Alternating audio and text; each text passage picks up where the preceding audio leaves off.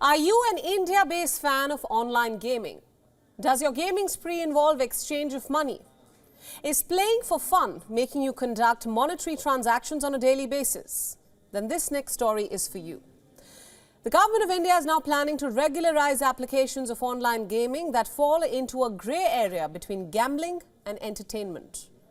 The move comes amid growing complaints of addiction, particularly among minors. According to the draft prepared by the Ministry of Electronics and Information Technology, the new rules would govern apps or websites that involve an exchange of users' money. This includes online casinos, card games, and fantasy sports clubs, among others.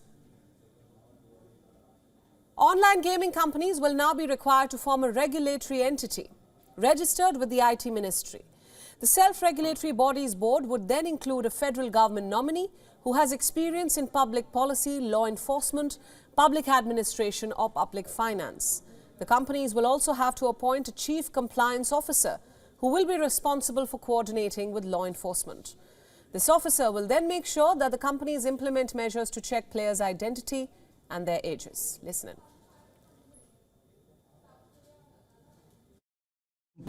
The rules are very simple. You are very familiar with the 3(1)B section of the rules. By now, I think everybody has, in the industry and the stakeholders have understood that, the importance of that section. So online gaming, betting, advertising betting have been brought into 3(1)B as a prohibition. There is a self-regulatory body that has been designed and built into the rules that will be responsible for determining and, in a sense, certifying what is a permitted online gaming intermediary in the Indian internet. So far, the government has only prepared a draft. These rules are open for public input and many will be revised if the need arises. The Indian government views online gaming as a very important piece of the startup ecosystem and a part of the goal of the $1 trillion economy. Therefore, it says that it would provide all opportunities to Indian startups. According to the Indian Ministry of Information and Broadcasting's data, India has more than 1.2 billion mobile phone users. And online games have proliferated alongside the growth of India's mobile population. It has created a coterie of homegrown unicorns or billion-dollar startups. According to one report, the revenue in the country's gaming sector increased from $2 billion in the financial year 2021 to $2.6 billion in 2022 and is expected to grow at a 27% rate by 2027, taking the gaming industry to become an $8.6 billion sector. But with the growing craze of gaming, the number of complaints about the rise of titles that take money in exchange for financial gain are also growing. With minors being the most vulnerable, complainants say that such apps are stoking gambling addiction.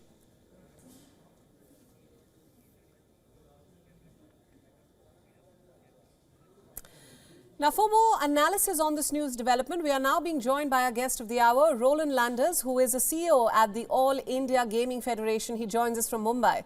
Roland, welcome to the broadcast. Yeah, thank you.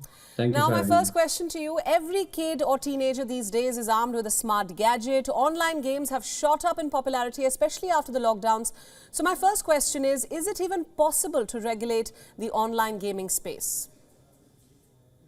Yes, it is definitely possible. And, all this while, as with the new tech-led businesses, we've seen from, broadcasting in the 30 years back to social media and then OTT and now online gaming, tech-led businesses and new age businesses would always see the, churn from growing from self-regulation to, formal regulation.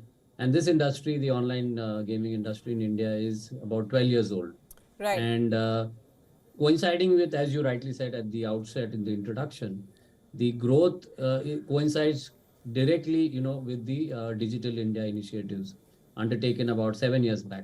And you can see in these last 12 years, the first 5 years were pretty, dormant. And then along with the Digital India, this entire growth of, this proliferation of smart devices, internet users has led to this, this entire growth that one has seen, almost like a hockey Right, stick. but Roland, how is the Indian government planning to govern this online gaming space? What exactly does self-regulation mean? Yeah, so the self-regulation now with the rules coming out, the self-regulation would be part of the self-regulatory organizations like the one AIGF would put forth, would register with the Ministry of IT Electronics, and then all our members, we have about 100 members as part of the AIGF, and these would register under our SRO and follow the rules that have been laid out. Now, after the consultation period, the rules will be notified in the final form, and then there'll be a period of adoption, and then the industry gets started. The important thing is that now we have a central nodal ministry, and that would really help the ecosystem to grow, and it will help standardization of consumer protection, because although we have 100 members, the industry, as I'm told, more than 850 to 900 startups.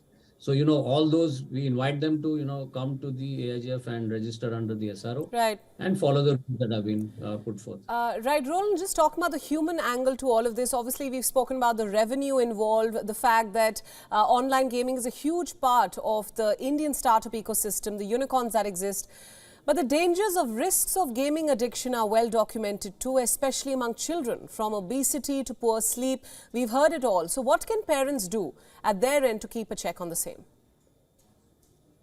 Yeah, so one has to look at it in perspective because if you look at the rules and the definition laid out there, the definition of online games, right? So it's a big horizontal that covers free-to-play games, games where there are in-app purchases, and then there is the games where, you pay to play.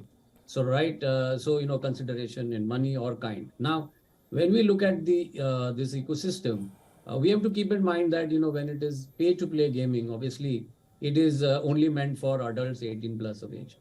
When you look at, the other free-to-play games, yes, there could be certain, problems on time limits or time spent. In any case, in the pandemic times, Right. the screen time is expanded, including, probably time spent on gaming. So there, I think it both ways, the games in question and the platforms that run them should have under the self-regulatory mechanism, they do follow that. There are checks on time spent by users, and then you could be self-excluding yourself, or the platform excludes you if there is a problem there.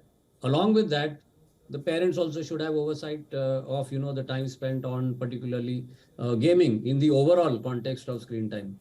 Right. Roland, thank you so much for your time, and thanks for speaking to us at WION. Thanks for joining us on the broadcast. Thanks. Bye. WION World is now available in your country. Download the app now and get all the news updates on the move.